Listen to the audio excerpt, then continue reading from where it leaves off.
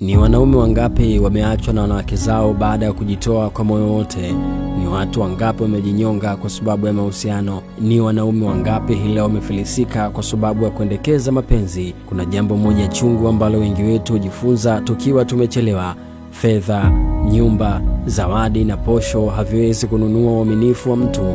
Unaweza kumpa mwanamke kila kitu unachoweza kwa moyo wako wote, lakini kama tabia yake si uaminifu, bado ataamua kukuacha. Kuna wanaume wanafanya kazi usiku na mchana wakiamini wanajenga furaha ya mtu anempenda. Wanajinyima mengi ili tu mwanamke wao aishi maisha mazuri zaidi.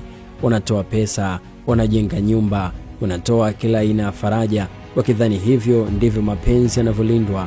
Lakini ukweli ni kwamba mapenzi ya kweli hayajengwi na vitu, yanajengwa na tabia na heshima ya moyo. Mwanamke ambaye si mwaminifu ndani yake, hata umpe dunia nzima haitomtosha. Ataendelea kutafuta sababu ya kukuvunja moyo, na siku hii ikitokea, maumivu yake huwa makubwa sana, kwa sababu unagundua kwamba ulitoa kila kitu lakini bado haikutosha. Usijilaumu kwa kumpa mtu kila kitu, kwa sababu ulifanya hivyo kwa upendo wa kweli.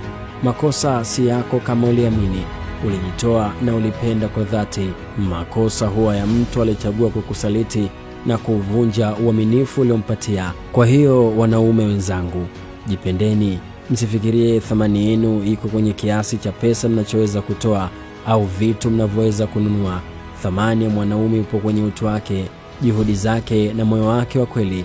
Na kama kuna siku mtu atakuacha au kukusaliti baada ya yote uliofanya kwenye maisha yake, kumbuka jambo moja tu: hukupoteza kila kitu, uliwapoteza watu ambao hawakustahili moyo wako upendo.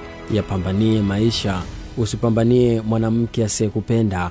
Mwanamke anayekupenda atafanya kila kitu kionekane rahisi. Ukiona unatumia nguvu kubwa kwa mwanamke, jua huyo hakupendi. Kumpenda na kumjali mwanamke asiyekupenda ni sawasawa umechukua pete ya dhahabu alafu umeiweka kwenye pua ya nguruwe. Mimi ni Steve Champion.